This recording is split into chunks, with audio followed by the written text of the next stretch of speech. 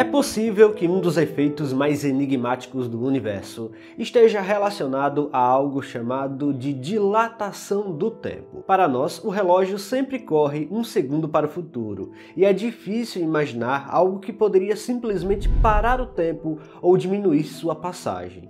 De acordo com as leis da física que regem o nosso universo, isso é possível diante de um campo gravitacional poderoso. E bom, sabemos que o objeto que tem mais gravidade no sistema solar é o próprio Sol, tanto que o tempo passa mais devagar por lá. No vídeo de hoje, vamos até as profundezas do Sol para entender como o tempo passa mais devagar por lá.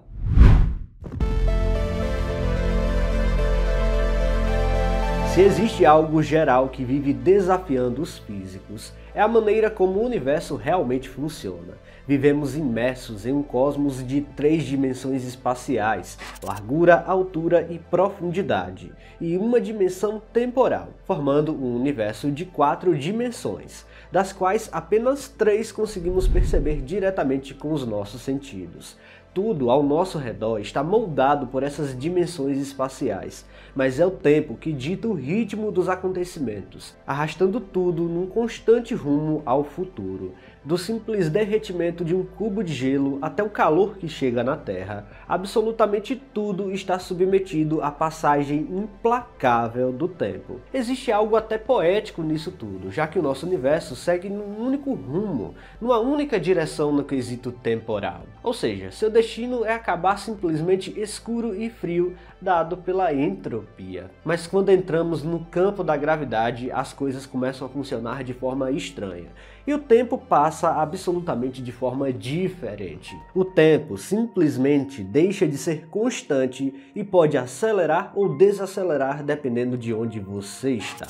Em um planeta orbitando um buraco negro, esse efeito pode ser realmente impressionante. No filme Interestelar, por exemplo, há uma cena marcante em que os personagens visitam um planeta de Miller, localizado próximo ao buraco negro supermassivo chamado de Gargantua. Ali, o tempo se comporta de forma extrema. Uma única hora na superfície do planeta equivale a 7 anos passados na Terra. Essa ideia pode parecer exagerada à primeira vista, mas carrega um fundo científico real, ainda que no mundo real, as condições para algo assim sejam bem mais radicais. A dilatação do tempo é um fenômeno previsto pela relatividade geral de Einstein, onde a presença de um campo gravitacional intenso faz com que o tempo desacelere em relação a regiões com gravidade mais fraca. Quanto mais próximo você estiver de uma fonte de gravidade extrema, como um buraco negro, mais lentamente o tempo passa para você em comparação com um observador distante. É um efeito real, comprovado.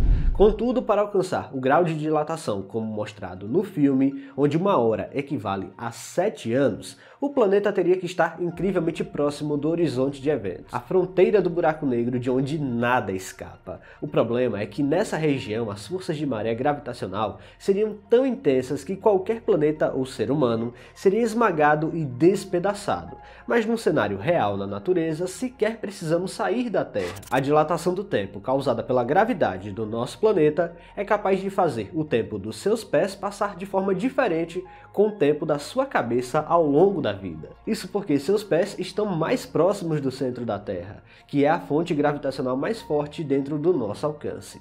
Claro, isso seria um efeito ínfimo dadas as escalas. Se formos em direção ao sistema solar interno, as coisas começam a mudar consideravelmente. A ideia central é simples, mas surpreendente. Quanto mais próximo um relógio estiver de uma fonte intensa da gravidade, mais devagar o tempo passará para ele.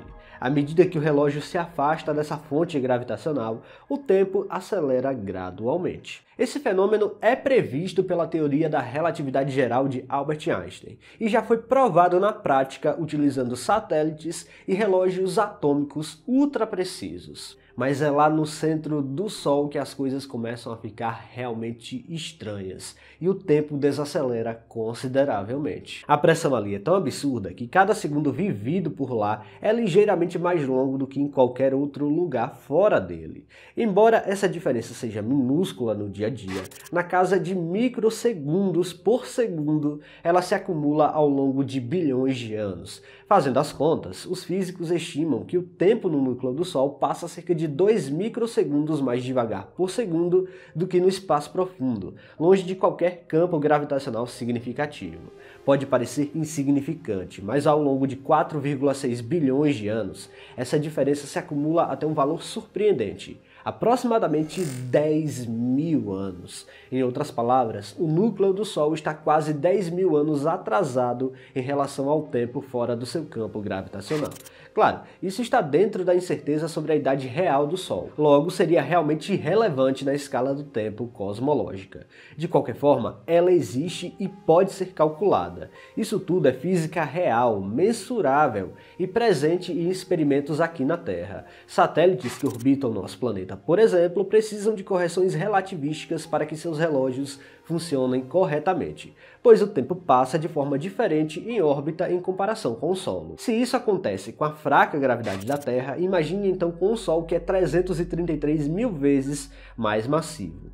Quanto mais vamos nos distanciando, portanto, menos dilatação vamos tendo. A proximidade de Mercúrio, por exemplo, em relação ao Sol, faz com que o tempo passe por lá um pouco mais devagar do que na Terra. Em uma escala de bilhões de anos, isso se acumula em uma diferença de cerca de 30 a 40 anos, algo que pode soar impressionante à primeira vista. No entanto, Mercúrio ainda está a mais de 50 milhões de quilômetros do Sol, o que significa que a força gravitacional já perdeu boa parte de sua eficiência por ali.